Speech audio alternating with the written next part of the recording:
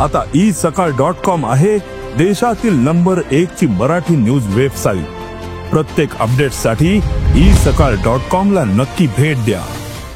देशासमोर खूप मोठी आव्हाने आहेत। मला विचाराल तर आजचा सगळ्यात मोठं आव्हान आहे या देशाच्या समोर आज टॅरिफ्स मध्ये काय मोठे बदल होणार आहे आणि जर सर्व्हिसेसवर ऍक्शन झाली तर आपण ज्या पुण्यात उभे आहोत त्या हिंजवडीचं आणि खराडीचं काय होणार हे आपलं आत्ता पुणेकरांचं आत्ता या क्षणाचं आव्हान आहे।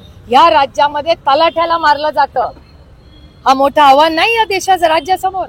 एका तलाठा तहसीलदाराला सोलापूर जिल्ह्यात मारलं जातं, त्याला जेव्हा डिफेंड केलं जातं तो व्हिडिओ बाहेर येतो, त्याच्यावर ऍक्शन व्हायला नको, हे महत्वाचे विषय नाहीत। आणि हे इलेक्शन्स मध्ये यांना कळतं कसं, हे वोट चोरीचा शब्द आलाय अशीच तर माहिती बाहेर येते ना, त्यांना कळलं कसं?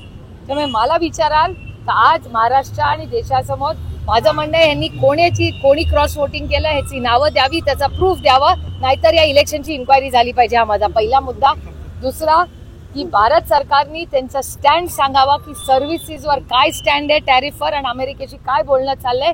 हिंजवडी, खराडी, बँगलोर, आताच त्यांनी एक जमीन सासवडला करायचं सेंटर चाललंय, बरोबर? आताच महाराष्ट्र सरकारने अनाऊन्स केलंय। मग जर हिंजवडी आणि खराडीच अडचणीत असेल तर सासवडला कसं काढणार? मला काळजी वाटते त्याची। मी लोकप्रतिनिधी आहे, माझ्या कष्ट करणाऱ्या मुलांनी एवढं सॉफ्टवेअर मध्ये डिग्रीज घेतल्या, नोकऱ्या मेरिटवर मिळालेल्या आहेत। जशा सोलापूरची महिला DSP, मी फक्त महिला का म्हणजे मला सार्थ अभिमान आहे त्या लेकीचा, जी मेरिटवर पास जाऊन ती तिचं काम करते। अशा लेकीनं एकीकडे बेटी पढाव बेटी बचाव वगैरे बोलायचं आणि दुसरं महिलांवर अशी गलिच्छ वागणूक जे होते या राज्यात, हे शोभणारं नाहीये। हा छत्रपतींचा महाराष्ट्र आहे, हा शाहू फुले आंबेडकरांचा महाराष्ट्र आहे, हा सावित्रीबाई फुलेंचा महाराष्ट्र आहे। महाराष्ट्रातील सर्व बातम्यांचे विश्वासार्ह व्यासपीठ, सकाळच्या सर्व सोशल मीडिया प्लॅटफॉर्मला लाईक, फॉलो आणि सबस्क्राईब करा।